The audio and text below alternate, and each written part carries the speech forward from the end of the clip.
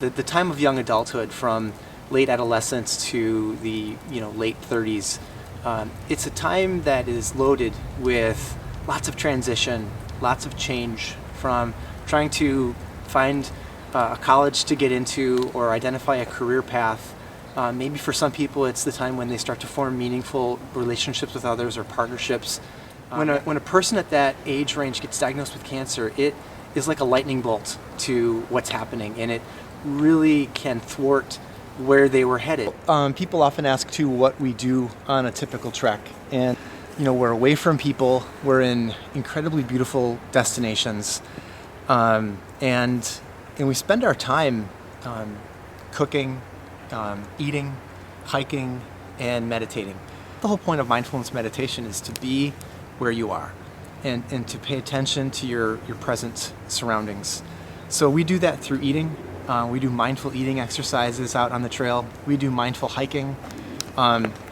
We do different types of meditations, sleeping under the stars, to waking up to an alpine lake and seeing a moose trot by. I mean, there's all kinds of just amazing things that can happen out in nature. I was on the trek in Montana for the last couple times we've done that, and we're out in grizzly bear country, which even to the experienced camper can be something of a stress. One of our participants brought this up. They said, this is a lot like cancer. We can do everything we can to stay healthy. We can eat well. We can go to get our checkups. But at any given time, our cancer could come back. And so part of mindfulness training, and part of being wherever you are, is also learning to sit with the uncertainty that sometimes that we know that cancer can bring, or that a grizzly bear being in the same part of your woods can bring. I went on a trek to Three Sisters, Oregon, which is not too far from Bend, Oregon, and the trek that I led was a llama-assisted trek, which was amazing. What I love about the fit between meditation and mindfulness and dealing with something like surviving cancer is that it doesn't matter where you've been or where you're going. Right now is what's important, is what we're focusing on.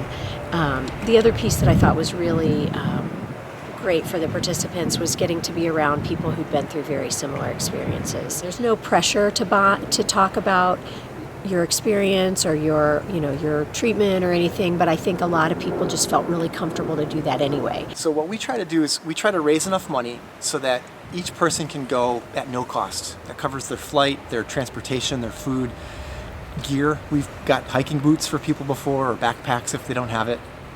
And what we ask in return is that after the trek, they make an attempt to pay forward that amount to a new participant so that they can also participate. We help them through fundraising ideas and strategies. We help them set up a website so that they can do their own grassroots fundraising campaign. In order for our Pay It Forward pledge to actually help our organization become self-sustaining, we have to do enough treks to get enough people so that engine is really working for us. And right now we're only able to do 2 or 3 treks a season.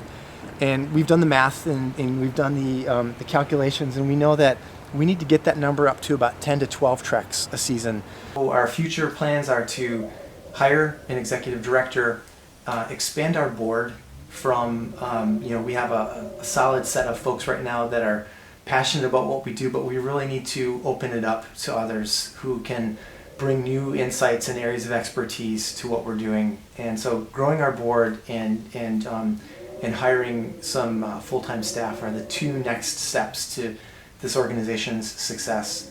And other than that, we just want to keep taking people on treks and helping them get reconnected after what they've been going through. We're always looking for and welcoming people to get involved in different ways.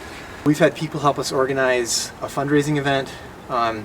We've had other people just go ahead and do a fundraising event on our behalf. And we've had people help us with website design and some of our IT needs. If our organization is of interest to you in any way, let me know. And we can try to find a fit for you to help us keep this going.